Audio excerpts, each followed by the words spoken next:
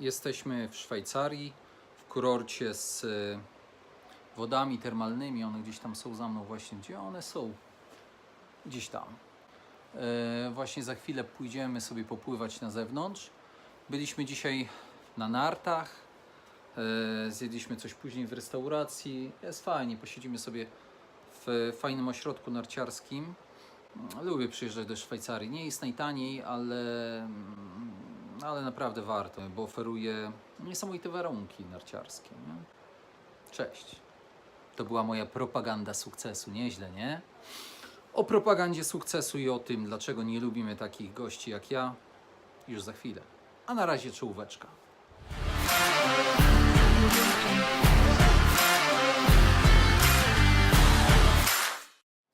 No właśnie, prawda jest taka, że rzeczywiście jesteśmy w Szwajcarii, natomiast ja tutaj po prostu mam rodzinę i przyjeżdżam do niej od czasu do czasu. Wykupiliśmy sobie hotel, ale na 2 dni taki apartament, żeby pomieścił właśnie 2 rodziny, żeby było dosyć ekonomicznie i bez wyżywienia.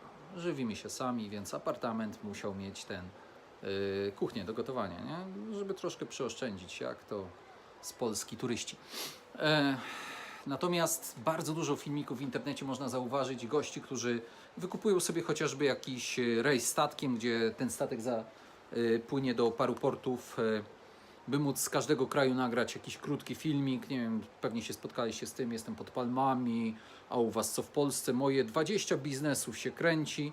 Powiem Wam, ktoś to ogląda i rzeczywiście mają bardzo dużo widzów. Przypuszczam, że to oglądają ci ludzie, którzy tam wierzą w ten taki mit rentierstwa, że wszystko mi się udało i nie będę musiał pracować. Chcą w to po prostu wierzyć. Natomiast większość ludzi zaczynają wkurzać. Popatrzcie, jeżeli jest tak, że załączamy na fejsie zdjęcia z samych fajnych okoliczności przyrody. Tu jestem na wycieczce w Grecji, tutaj pojechałem sobie do Egiptu, mało tego, tutaj z Tajlandii jestem, tutaj Malediwy i tak dalej.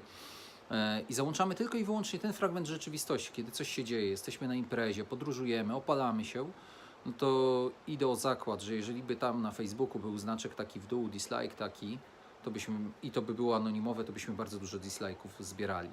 Dlaczego? Dlatego, że my niestety czujemy zagrożenie, kiedy widzimy takie idealne życie. My jako ludzie reagujemy na to dosyć nerwowo. Bardzo często na szkoleniach zbudowania relacji mówimy o pewnej technice, która ma zrównoważyć nasz wizerunek. Że jeżeli wizerunek jest tylko jednostronny, to znaczy, że pokazuje same takie nas w superlatywach, to zaczynamy innych ludzi wkurzać. Oni po prostu czują zagrożenie, bo oni takiego życia nie mają. Mało tego, oni czują, że to życie nie jest prawdziwe, bo nie może być prawdziwe, nie? Bo popatrzcie, że na fejsie publikuje się jakiś wycinek z rzeczywistości, a przecież życie jest zupełnie inne. Życie nie składa się z samych jakichś wspaniałych momentów. Życie składa się też z jakichś porażek, składa się z trudnych chwil. Ja bardzo często mówię, dlaczego nie załączasz, kto z Was załącza na fejsie zdjęcie, jak ma zatwardzenie 3 dni, siedzi na kibelku i ze smutną miną. Kto załącza takie zdjęcia? No nikt, nie? Więc popatrzcie, ta nasza komunikacja jest bardzo często taka jednostronna. Nie chodzi mi o to, że tylko my nadajemy, tylko bardziej chodzi o wycinek rzeczywistości, który pokazujemy. Przez co rzeczywiście to wpływa w jakiś sposób taki na inne osoby, że trudno jest nam budować relacje. To znaczy, że oni widząc tylko jednostronne komunikaty, utrudniamy im w ten sposób polubienie nas. Dlatego technika, z którą warto się zapoznać, to nazywa się image słabości. To znaczy, że opowiadając cokolwiek o sobie, o swoim życiu, warto jest zwracać uwagę również na te słabsze akcenty, równoważyć komunikat przez to, że pokazujemy, że mamy normalne życie, że w czymś jesteśmy silni, ale w czymś jesteśmy słabi. Ja bardzo często mówię na wystąpieniach o tym, że w niczym nie jestem najlepszy, że wiatr w żagle mi nie dmuchał tam przez większość życia. Nawet jak kręcę filmik, no widzicie, no, nie jestem perfekcyjny i jąkam się w jakiś tam sposób, to mówię mniej bądź robię błędy językowe. Nawet o tym mówię głośno, dlatego że jeżeli o tym mówię głośno, to czynię siebie bardziej ludzkim. Więc tam, gdzie macie swoje pole zawodowe, tam macie być ekspertami i tutaj rzeczywiście można akcentować to, że jestem naprawdę dobry. Natomiast na takim polu prywatnym można dokładać do swoich opowieści jakieś takie smaczki, które pokazują, że jesteśmy po prostu zwyczajnymi ludźmi ze zwykłymi emocjami. Bardzo często tymi, które są, powiedzmy, wyrażają słabość. Właśnie, by pokazać taki imidż słabości, można albo powiedzieć o tym, w czym jestem słaby, albo powiedzieć o tym, w czym nie jestem perfekcyjny, albo można na przykład powiedzieć o jakichś słabych uczuciach, które mamy, nie? Czyli pokazujemy, że nie tylko jesteśmy twardzielami, ale że się baliśmy, że czasami jest ciężko, że byliśmy zdruzgotani, że smutno nam było. To też równoważy nasz wizerunek. I teraz popatrzcie, że jeżeli ktoś, a taki przykład mam chociażby tutaj w Szwajcarii, właśnie moja szwagierka tutaj żyje i wszyscy ją lubią.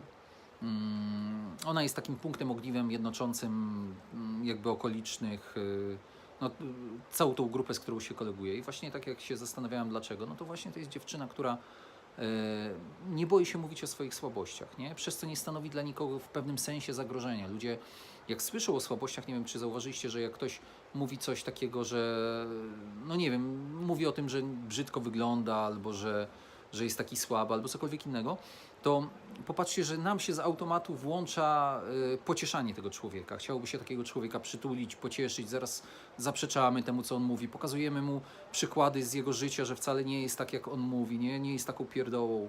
Więc paradoksalnie, jeżeli mówimy tylko i wyłącznie o swojej sile, no to ludzie zaczynają się denerwować, zaczynają szukać w nas, no dziury w całym, szukać w nas właśnie przykładów w swojej głowie, nie? Które zaprzeczają temu, co mówię. Natomiast w momencie, kiedy ktoś akcentuje słabości, no to działają w drugą stronę, dlatego że się nie czują zagrożeni. Więc imidż słabości to jest coś, co można sobie fajnie wykorzystać. Korzystajcie.